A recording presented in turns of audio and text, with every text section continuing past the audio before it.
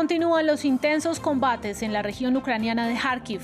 Las tropas rusas dicen haber tomado 6 aldeas, mientras que el Kremlin reporta varios muertos en ataques ucranianos separados en Belgorod, Kursk y la ocupada región de Lugansk.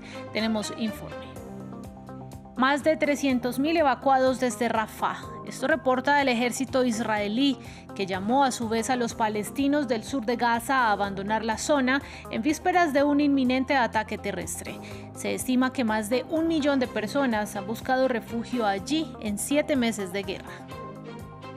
Más de 300 muertos dejan las inundaciones que han azotado Afganistán en las últimas semanas, esto de acuerdo con Naciones Unidas. El fenómeno climático también ha destruido alrededor de 1.000 viviendas, principalmente en la provincia de Baghlan, en el norte del país. Bienvenidos a una nueva actualización de las noticias del fin de semana en France 24. Es un gusto acompañarlos, soy Daniela Blandón.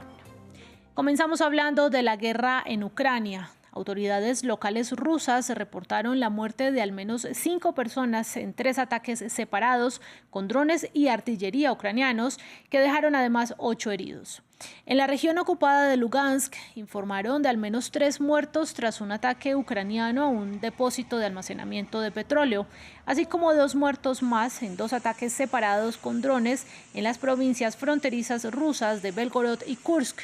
Esto sucede al tiempo que se abre un nuevo frente de combate en la región de Kharkiv, en donde el ejército ruso dice estar avanzando con éxito hacia la conquista de más territorios. La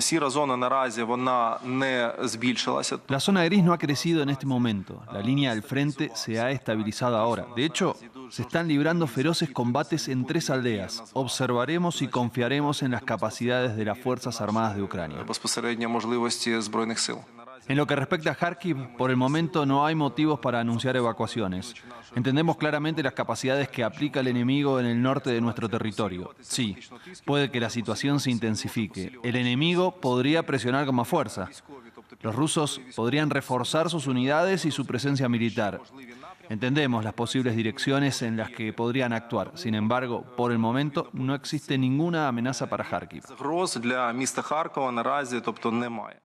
Vamos a ampliar la información sobre este tema porque en medio de los fuertes combates en Kharkiv, el Ministerio de Defensa ruso dijo haber conquistado 5 aldeas en esta localidad y una más en la disputada región de Donetsk.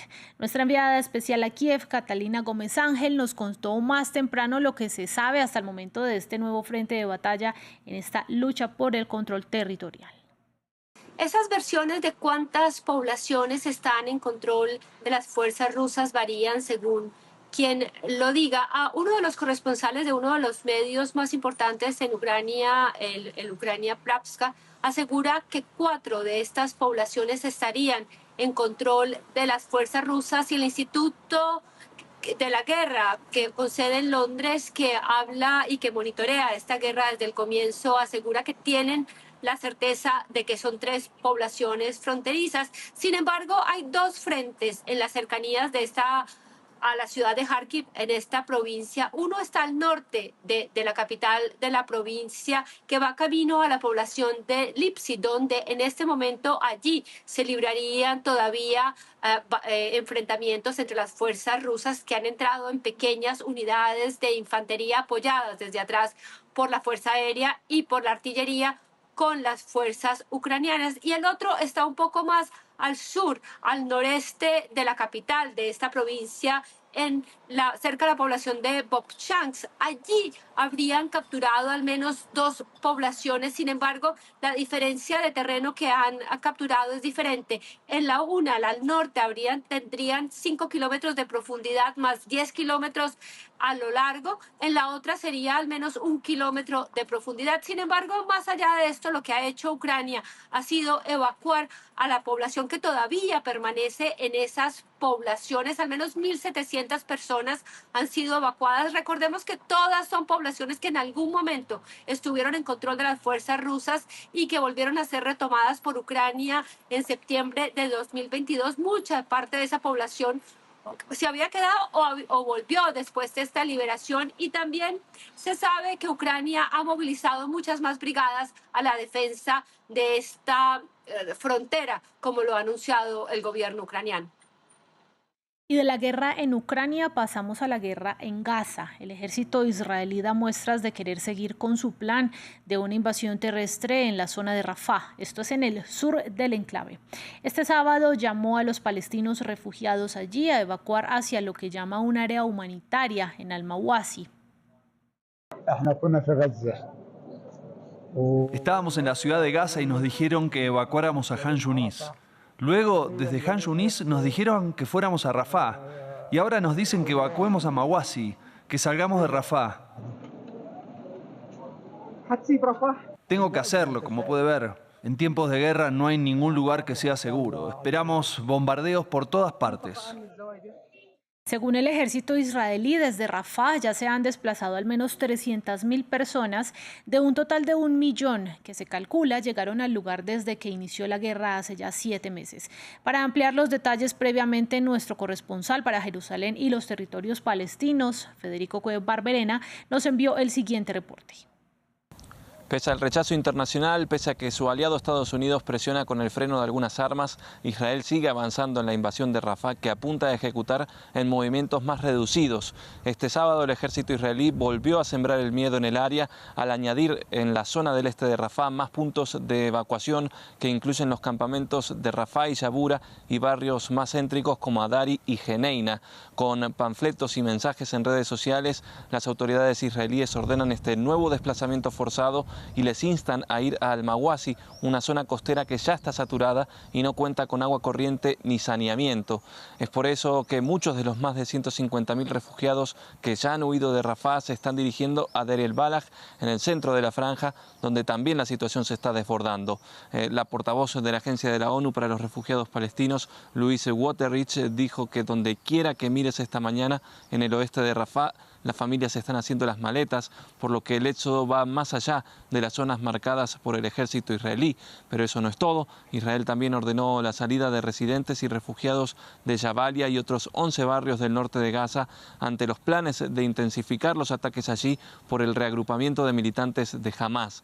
En este caso, la instrucción es que los desplazados se dirijan al oeste de Ciudad de Gaza, mientras al mismo tiempo las fuerzas israelíes continúan sus ataques en Zeitún, al sur de Ciudad de Gaza. Todo esto tiene a los civiles palestinos envueltos en agotadores traslados forzados, sin garantías de seguridad ni de acceso a alimentos, agua potable o condiciones de saneamiento adecuadas. Mientras los incesantes bombardeos y disparos de artillería de Israel han matado al menos 37 palestinos desde esta madrugada, incluyendo 24 en el centro de Gaza y una decena en Rafah, elevando a casi 35.000 la cifra total de muertos por la invasión israelí. Y esta guerra ha trascendido fronteras, al menos en el ámbito cultural, porque hoy es la gran final del Festival de la Canción de Eurovisión. Pero este año está cargado de polémica por la inclusión de Israel en el evento, mientras continúa la guerra.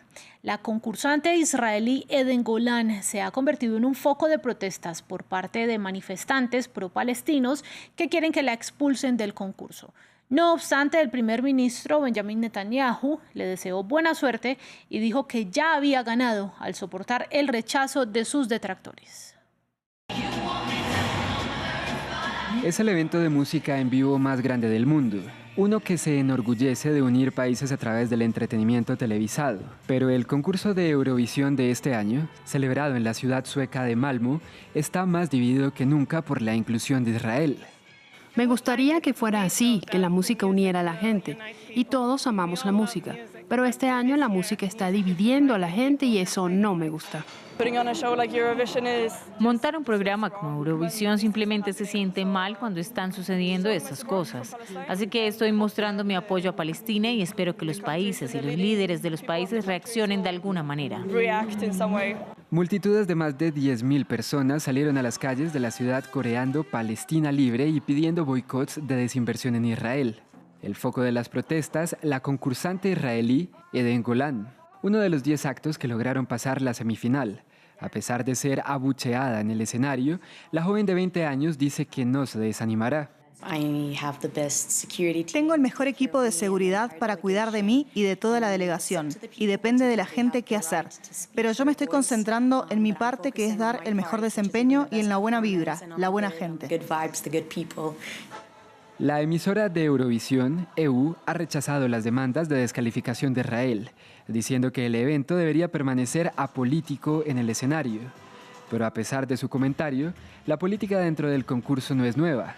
En 2022, Eurovisión descalificó a Rusia por invadir Ucrania. Cerramos por ahora este bloque informativo sobre Gaza para hablar de Afganistán. Allí los muertos se cuentan ya por centenares como consecuencia de las devastadoras inundaciones que azotan al norte del país desde hace semanas. El Programa Mundial de Alimentos de Naciones Unidas da cuenta de al menos 311 muertos, cifra que contrasta con el reporte oficial del grupo talibán que gobierna al país desde 2021 y que habla de 153 víctimas fatales. Naciones Unidas informó que más de 1.000 viviendas están destruidas y dijo estar distribuyendo alimentos entre los sobrevivientes del desastre natural que afecta principalmente a la provincia de Baghlan en el norte. Habíamos terminado las oraciones y estábamos caminando hacia nuestras casas cuando de repente comenzó la inundación. No tuvimos tiempo suficiente para llegar a nuestras casas. La inundación nos tomó por sorpresa y la gente se enfrentó a muchas pérdidas económicas y humanas. La inundación se llevó a algunos niños, vehículos y otras cosas de la gente. Seguimos hablando del tema de inundaciones, pero esta vez en Brasil, en donde ya son 136 los muertos que dejan las fuertes inundaciones en el estado de Río Grande do Sul. Los heridos llegan a 756 y ya hay 125 personas desaparecidas. En las últimas 24 horas el número de evacuados se ha duplicado hasta los 411.000, mientras que la previsión meteorológica augura precipitaciones y fuertes vientos en los próximos días. Los hogares devastados llegan a los 85.000. Seguimos en América Latina porque cientos de mujeres marcharon el viernes en Ciudad de México para pedir a las autoridades que encuentren a sus hijos desaparecidos.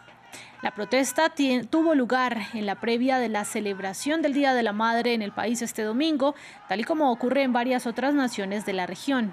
La movilización comenzó desde el Monumento a la Madre y se escucharon arengas como ¿dónde están nuestros niños? Según Amnistía Internacional, más de 114.000 personas han desaparecido en el país entre 1962 y 2023.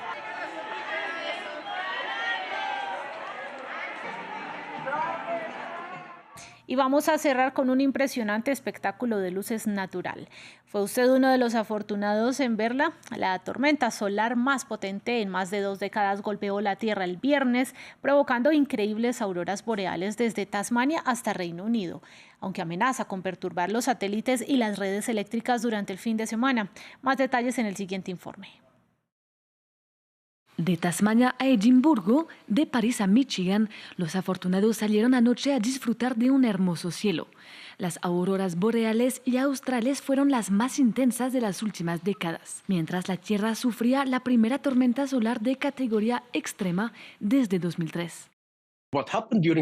Lo que ocurrió durante los últimos días fue un sistema de manchas solares muy complejas que se juntaron y formaron una enorme región activa del Sol. Y estas son extremadamente activas en el lapso de un día o día y medio. Lanzaron, creo que algo así como 7 eyecciones de masa coronal. Así que este plasma, las partículas cargadas, el campo magnético que conforma el Sol, en realidad se eleva fuera del Sol y se difunde en el espacio. La tormenta continuará durante el fin de semana, por lo que los que lamenten haber perdido la oportunidad tendrán otra chance de ver el espectáculo. Pero cuidado, la interferencia con el campo magnético de la Tierra también amenaza con posibles perturbaciones. Las autoridades han notificado a los operadores de satélites, las aerolíneas y la red eléctrica que tomen medidas de precaución. Los campos magnéticos cambiantes pueden cargar los cables con corrientes para las que no están diseñados, lo que podría provocar apagones. Un fenómeno que también es posible que se vea en algunos países de América Latina. Con esto despedimos el noticiero, pero yo los invito a que se queden con nosotros porque hay más para ustedes en France 24 también, en france24.com y desde luego en nuestras redes sociales. Feliz día para todos.